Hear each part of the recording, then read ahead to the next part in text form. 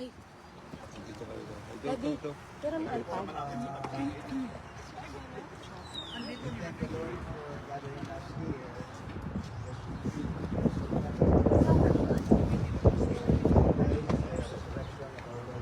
Amen. Woo!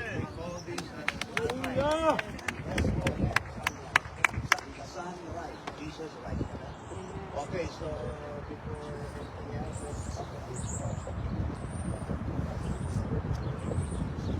Lord, we thank you for this.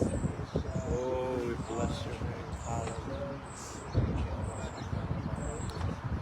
Lord, we are here, Lord, just for this, oh God, the time, Lord, Lord, this sum up, oh God, of salvation that you have, Lord, given to us. Resurrection signifies, God, your, Lord, your completion of the salvation that we have. Thank you, Thank you, Lord, Thank for you, your faithfulness upon us. Blessed be your Oh God, there are some that Hallelujah. was away coming here. Hallelujah. Lord, but we thank you, Lord, just like the people looking for you, Lord, as long as they're going to look for you. We thank you, God, Lord, for the unity that you have afforded for all of us today. God, thank you because the Spirit is here with us, celebrating with us, oh God. We thank you, Lord, for everyone. May this be, oh God, a joyous day, having fellowship with brethren, Lord, with everyone, Lord, that this will, Lord, be a start once again, Lord, to propagate your word, telling others, Lord, to celebrate, Lord, to tell others that Jesus Christ has been risen from the dead. Thank you, God, for your goodness. Be with us now, Lord, as we continue our service, as we continue, Lord, our fellowship. For in the matchless name of Jesus Christ, we pray. Amen.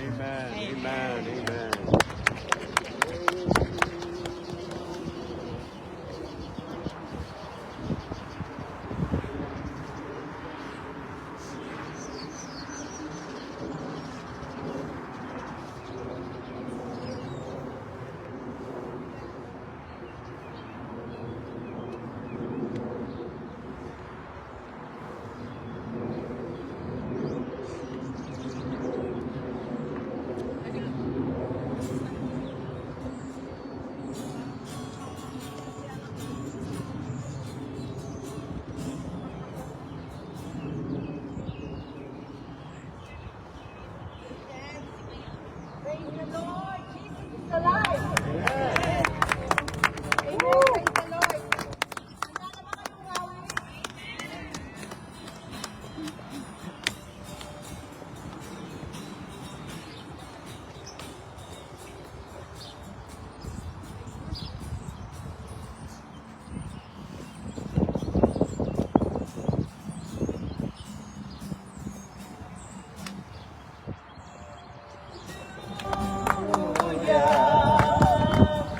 Jesus is alive. Death has lost its victory, and the grave has been denied. Jesus lives forever. He's alive. He's alive. Hallelujah. Jesus is alive. Death has lost its victory, and the grave has been denied. Jesus lives. Jesus lives forever. He's alive. He's alive. He's the Alpha and Omega, the first and last is He. The curse of sin is broken. We have perfect liberty. The Lamb of God is risen. He's alive. He's alive. is the Alpha and Omega, the first and last is He. The curse of sin is broken. The curse of sin is broken, and we have perfect liberty. The Lamb of God is risen, is alive, is alive.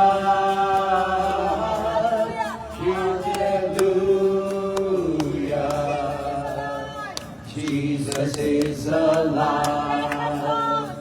Death has lost its victory, and the grave has been denied. Jesus lives forever. He's alive. He's alive. Hallelujah. Jesus is alive. Amen. Praise the Lord. Hallelujah. Hallelujah. Because He lives, I can face tomorrow. Amen. Yes. Praise the Lord. Hallelujah.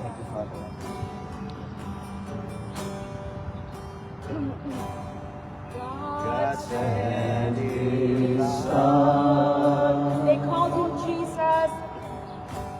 They call Him Jesus. He came to love. He came to love, Heal and forgive. heal and forgive. He bled and died. He bled and died By my pardon. to buy my pardon. An empty grave is there My Savior lives. through my Savior lives. Because He lives, I can face tomorrow. Because He lives, all fear is gone. And because I know He holds the future. And life is worth the living just because He Sing it lives. again. God sent His Son. God sent His Son. They call Him Jesus. He came to love, heal and forgive. He bled and died to buy my pardon. An empty grave is there to prove my Savior lives. Because He lives, I can face tomorrow. Because He lives, all fear is gone. Because I know. Because I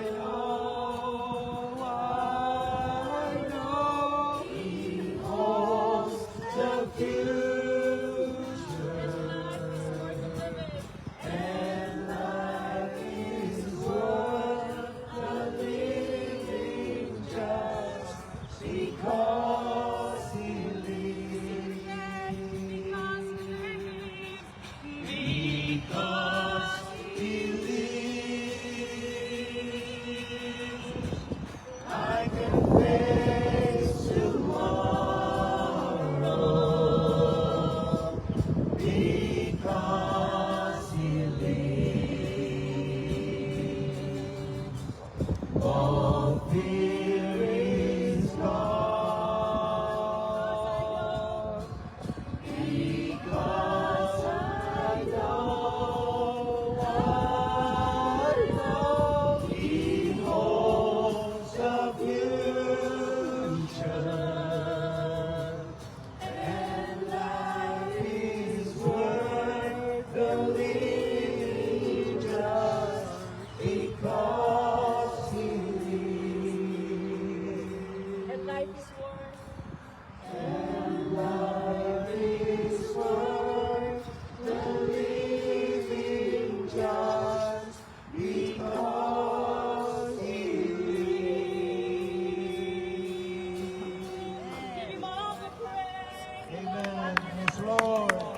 Hallelujah. We worship you, Lord. Hallelujah. Oh, praise God. Let us shout praise the Lord. Praise the Lord. He's alive. Hallelujah. Praise the Lord. Hallelujah. Praise the Lord. Amen.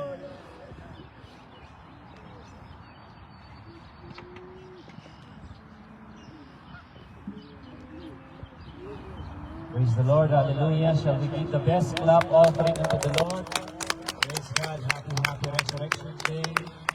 Hallelujah, praise God. Hallelujah. May pinaka-the best nating palakpak para kay Lord. Amen.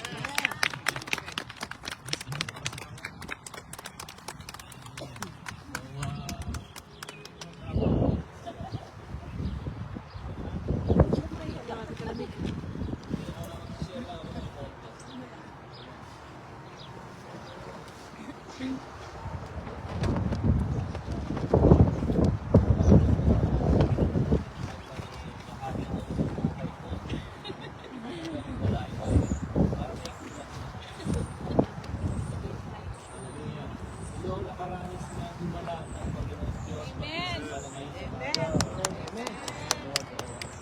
Eh, kami akala ko ay doon ay nag-iib ng David today.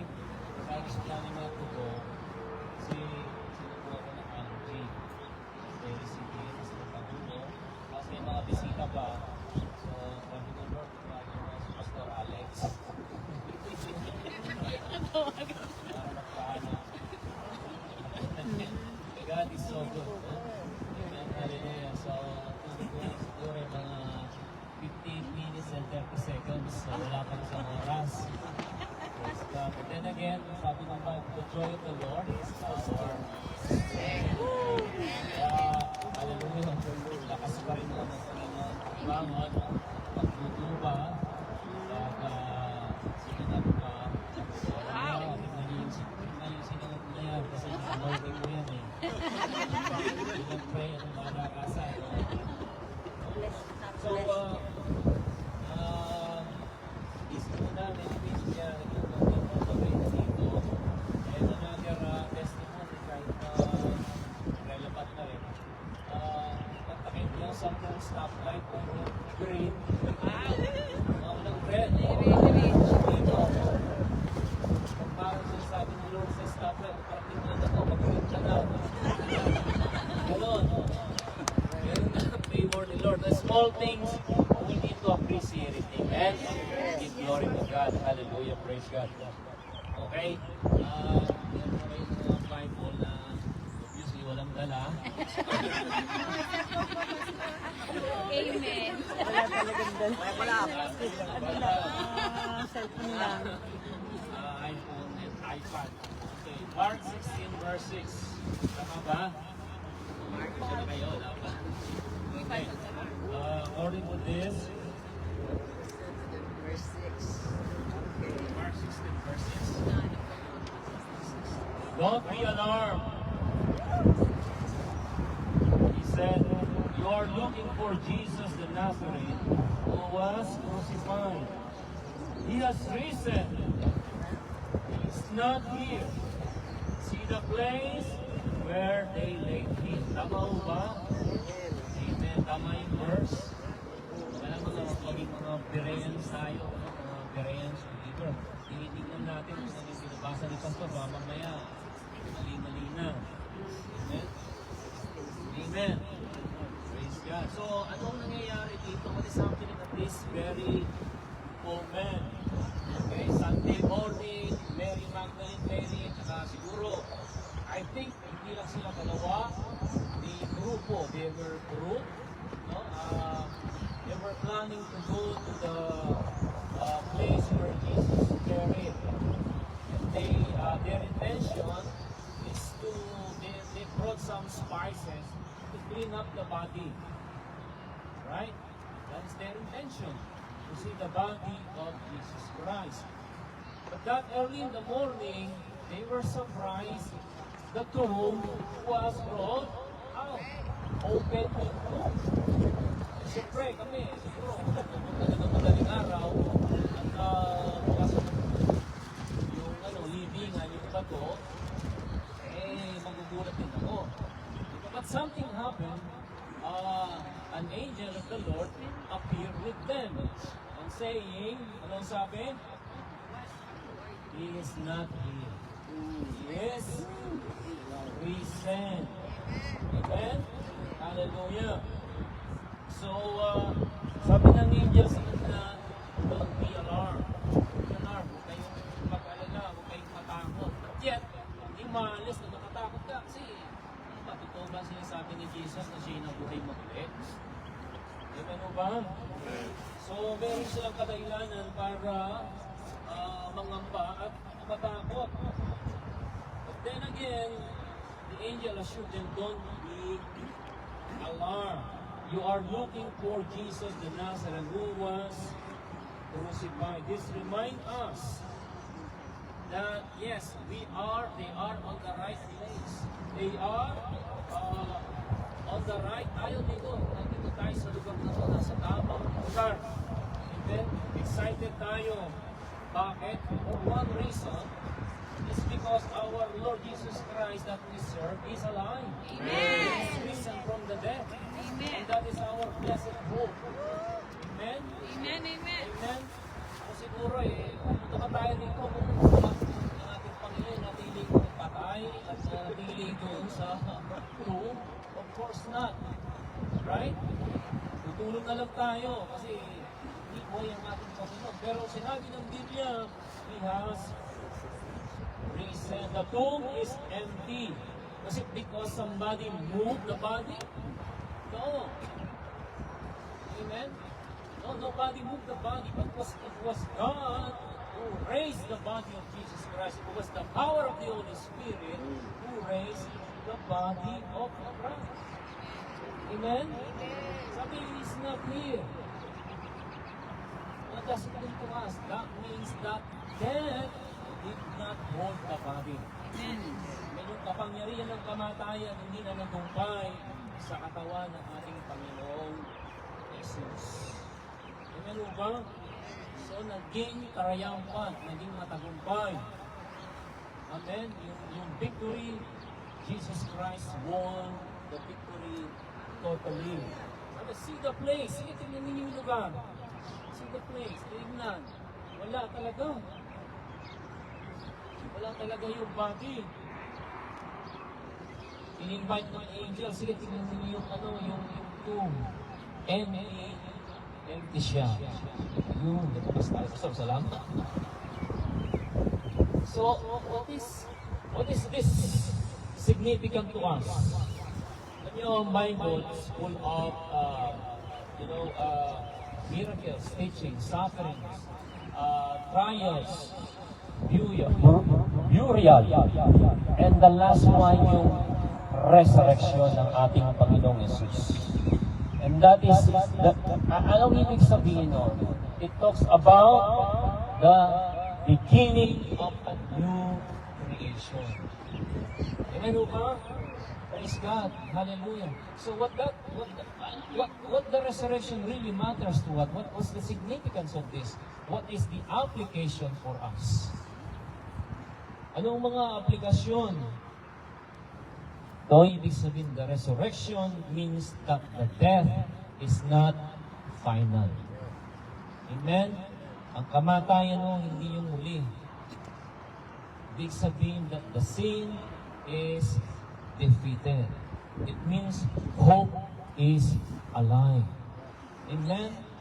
Amen? Amen. And this is what I like. The last message of the angel to this group, to Mary and the rest of the guys, sabi niya, go tell others. Amen? Amen? Dalawa nangyari dun eh. Yung mga soldier na nagulat, yung makita nila na roll out yung stones, they were terrified and they ran and they reported. But the leaders of during those times, binayaran yung mga soldiers. Right? They paid them, tell the story that the body of Jesus Christ was stolen. There was no healing or resurrection. So fake news. Fake news. So dalawang bagay ko yan eh. Unano tayo eh. Kung sino mauna. Diba? Ang sabi ng angel, tell the others. It is our obligation. Okay? We are running out of time. We need to tell others. Kesa yung iba unang makakuna sa atin ang mga sources. Yung fake news ang marinig nila. And they need to hear the real news, the good news, the gospel of the Lord Jesus Christ that saves souls. Amen ba? Praise God. Kalakpakan na natin si Jesus. Happy Resurrection Day sa ating lahat. Hallelujah sa JTS family.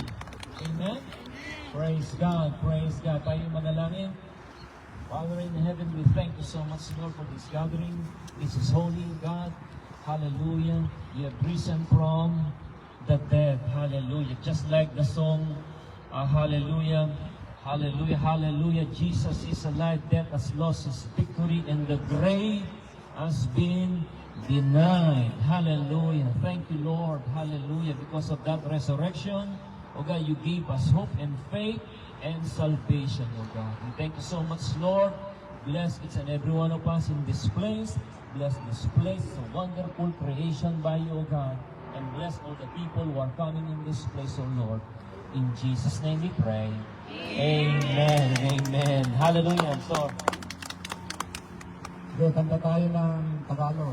Buhay, buhay, buhay kailan pa man. Si Jesus ay buhay, buhay kailan pa man. Buhay, buhay, buhay kailan pa man. Si Jesus ay buhay kailan pa man.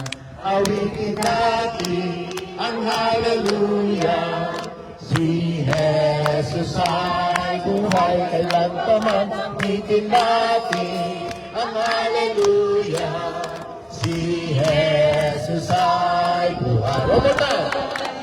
Buhay, buhay, buhay kailan pa man. Si Jesus ay buhay, buhay kailan pa man. Buhay, buhay, buhay kailan pa man. Si Jesus ay buhay kailan pa man. Awitin, awitin natin ang hallelujah.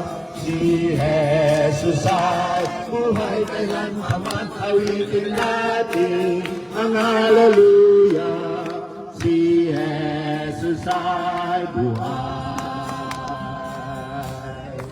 In the name of Jesus, in the name of Jesus, we have the victory. Amen.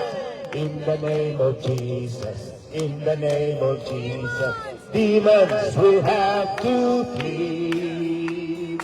In the mighty name of Jesus, you can stand before us. In the mighty name of Jesus, we have the victory. I will arise and go forth in the name of the Lord of hosts. I will clear his. Nawala. Okay, let's pray for the food. Hallelujah. Father, we thank you for the food. We ask your blessing, Lord, that it will nourish us, it will not get us sick, but Father, be strengthened as we go along this wonderful day today, worshiping you, O God. In Jesus' name, amen.